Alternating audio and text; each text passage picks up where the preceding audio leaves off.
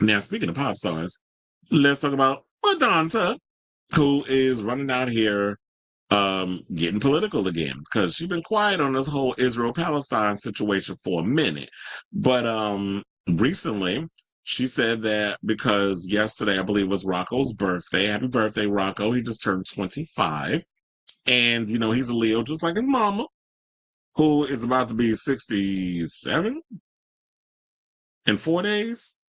So, oh, geez, the time is flying because next, my birthday is going to be here in a couple of weeks. So, yeah, she recently spoke out and with all the stuff that's going on with Israel going in on Palestinians and people being starved out and all this other stuff, um she felt compelled to speak out to the point where she's asking the Pope to go visit the Gaza Strip before it's too late. So now, shout out to Associated Press for this story. So the superstar posted her appeal to the pontiff on social media on Monday, saying her son Rocco's birthday prompted her to make the post.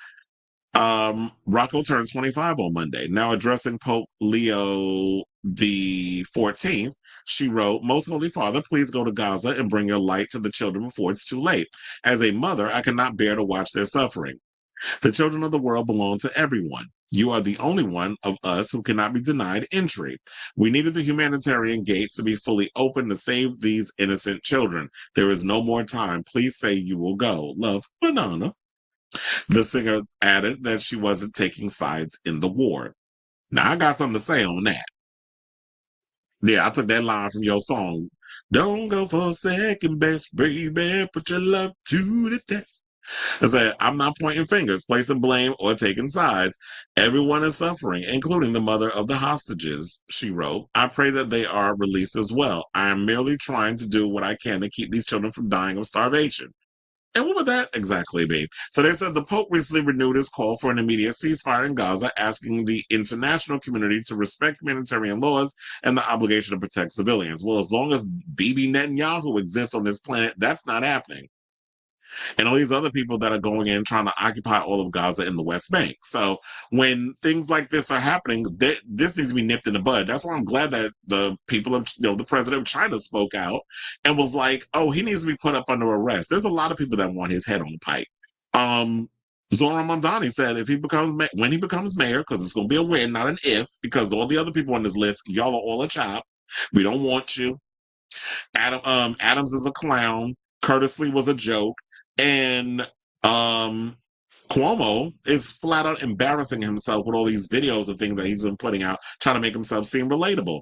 Zoran said if he stepped foot in New York, he's being arrested on site. So Netanyahu needs to be stopped. There's a lot of these people that are just absolutely disgusting what they're doing. And I'll get into what Madonna said in a minute, but let me finish this article. So, yeah, she said, I once again call for an immediate end to the barbarity of this war and for a peaceful resolution to the conflict. Aid workers and doctors have said that after months of Israel blockade and turmoil in the distribution of supplies, children in Gaza have, with no previous conditions, are starting to die from malnutrition. Israel's air and ground offensive sparked by Hamas's October 7, 2023 attack to Israel has displaced more than some 2 million Palestinians in Gaza and pushed the territory towards famine.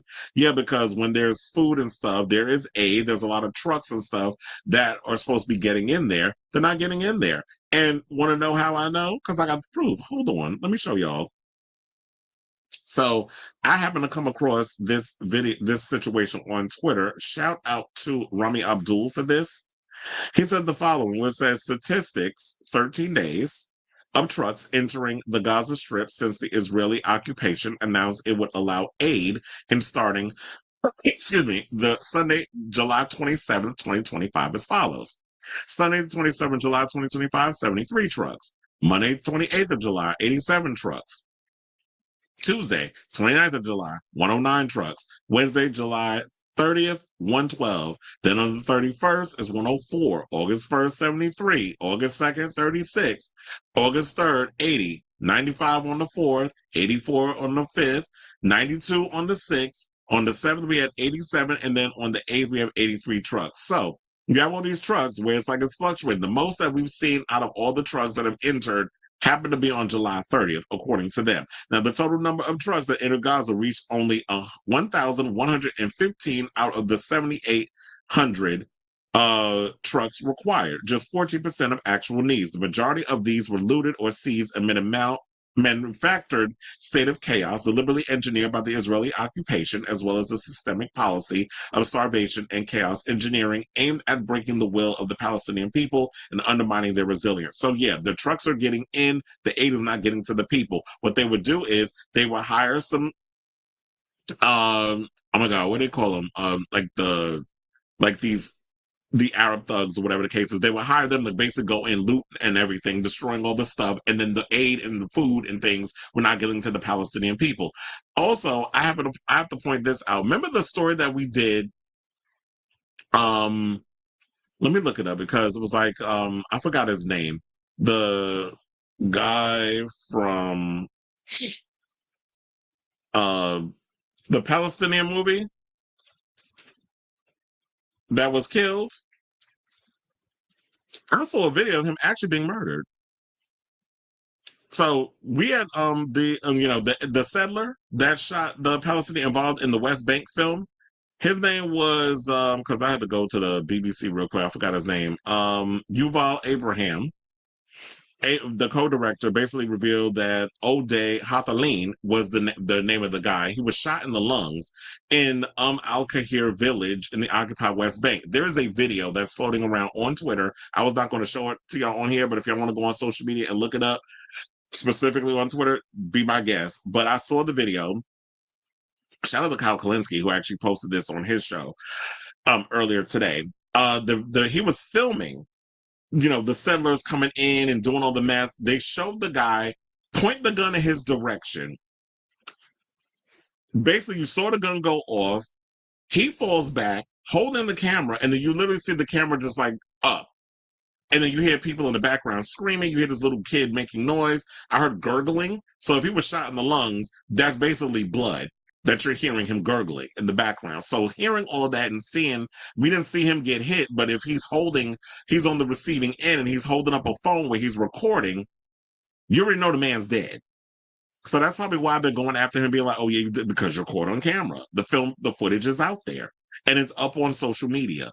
So Madonna, I love the idea that you've come out and you've spoken out, but this whole I'm not taking side shit, miss, no, that's not gonna work. And I know that you're probably trying to hold back a little bit because yeah, you're used to the backlash. You're used to when you speak out against the establishment and all this other stuff that you will get pushed back. But the energy is different in the air right now. People are real sensitive, and I know you don't want to go too hard because you'll be accused of, being anti-Semitic, even though your Jewish mysticism name is Esther and you practice Kabbalah. You don't want to be seen as that whole thing because you do dabble in Judeo mysticism. So I get that you try to play both sides of the fence, but no, you can't take the diplomatic route and say that you're not taking sides. Because what is currently happening in Gaza and with the U.S. sending American taxpayer money to Netanyahu so that he can continue to carry out this genocide is something that needs to be addressed. And the fact that Trump said in a press conference with his critics, not thanking him for sending aid when said food and aid is either being stolen by Israel or is just sitting outside the Gaza borders collecting dust is basically beyond preposterous. So it's not even about the hostages at this point. So when you talk about, the mothers whose kids, it's because we already know what's going to happen. Hamas gives up all those hostages. We already know what that's going to mean. Netanyahu going to sit him in and be like, okay, kill them all. Literally at this point, that's what he's going to say. Kill them all. Let's occupy the Gaza, and then after that, we're gonna move into the West Bank and take over that. We're gonna take over Yemen. We're gonna take over this. As long as they can keep trying to eradicate all these brown people because of the Holy Land, and we need to occupy all this stuff when it's basically colonialism. While all this stuff is happening, you have to see the bigger picture. But a lot of you A-listers are not going to address that because you don't want it to affect your bottom line. Me, I can come on here and say this shit because I don't have Madonna's money. I don't have nothing to lose in this fight. So, except for speaking up for the voiceless and letting people know what's going on in this world. So, like I said, it's not even about the hostages anymore. And honestly, I don't even think it ever was. they've always had a hard on for occupying Gaza and soon the West Bank because, if they didn't, the Adelsons would have given money, wouldn't have basically given the money to Joe Biden to carry out their plan when he was running things out in, the White House and all that other stuff. And now Trump, who's basically continuing what Biden started. Also, don't even expect like these possum playing Democrats like Hakeem AIPAC Jeffries, Chuck Schumer, Elisa Slotkin, Cory Booker, John Lurch Fetterman, and all these other complicit politicians that, too many to mention up in here, to go off on deaf ears, because when you take the money from AIPAC, why would you want to go against what Israel is doing? It's not affecting you.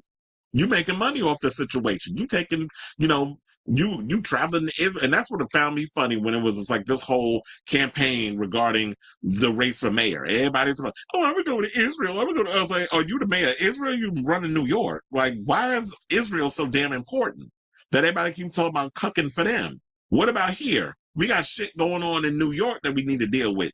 Ain't got nothing to do with Israel. That's basically getting free healthcare and stuff off our taxpaying dollars. So I don't understand why it's like what they're doing over there is more important. And Adams' Mongolian looking ass running off to freaking Turkey, doing business deals with them, and then having to beg Trump to keep his ass out of prison. Man, forget about your criminal activities, sir. So they said, I also think that, the UN also needs to step in at this point and lay down the gauntlet against Israel, because what this is going on here is inhumane. And why has not the United Nations stepped in to deal with this mess? And, what they're doing to the millions of men, women, and children of Gaza who are not Hamas is, as I said, inhumane. And even though they have their own issues, I was shocked, as I alluded to earlier, that China, of all nations, has called for the arrest of Netanyahu over the crimes in China. In Gaza. So, you know what, Madonna? I'm glad that you spoke out. I'm glad you using your platform to speak out on this situation and try to get the Pope involved. Some people have accused her of being performative. I don't know if it's performative type stuff. I mean, she didn't have to speak out at all. But I just feel like when it comes to something this serious, there's no whataboutisms. There's no, I'm not taking sides. You have to address all of it. If you're going to come up in here and talk about it, you got to address I don't agree with everything that Hamas has done, but I also don't like what Israel is doing. And what Israel is doing is outweighing what Gaza has done to them, or Hamas has done to them on that one day. This is still an ongoing situation. We're watching a genocide happen in real time, and nobody's doing anything. Yeah, we're speaking about it, and then those who speak about it on other platforms like TikTok or whatever, we're getting suppressed. Not on YouTube, though. See, this is the place where you can come and say what needs to be said, and your numbers will go up because you're speaking the truth. Whereas all those other places are being occupied. So you got to be careful on where you put your stuff. You can go on Instagram and you can go on YouTube and put it out there. Even Facebook, I think. TikTok, nope. They're trying to, this current administration is trying to buy that up. So that place where you were once feeling the freedom to be able to go and say what you need to say, you can't do it no more. So with all that being said, oh yeah, and then in that other Twitter post, there was some pictures. I don't know if y'all want to see that, but hold on, let me show y'all, because y'all have to see what is really these people are dealing with. So it's like, yeah, I don't know if you can see it, but these are people that are literally out here starving. And this is what it looks like when you've been denied food and you're seeing ribs and skin and bones and all the other stuff. And these people are literally being starved to death. And that was what they rather do. It's like, oh yeah, we've already bombed them enough. We've been going around just shooting them for kicks. Now let's just deny them food and aid, and to the point where kids are saying, there might be food in heaven. I mean, if I died and went to heaven, is there going to be food there? Because we can't get the food here. Because clearly this is hell on earth, you ask me. So I say all this to say, what do you guys think of this story?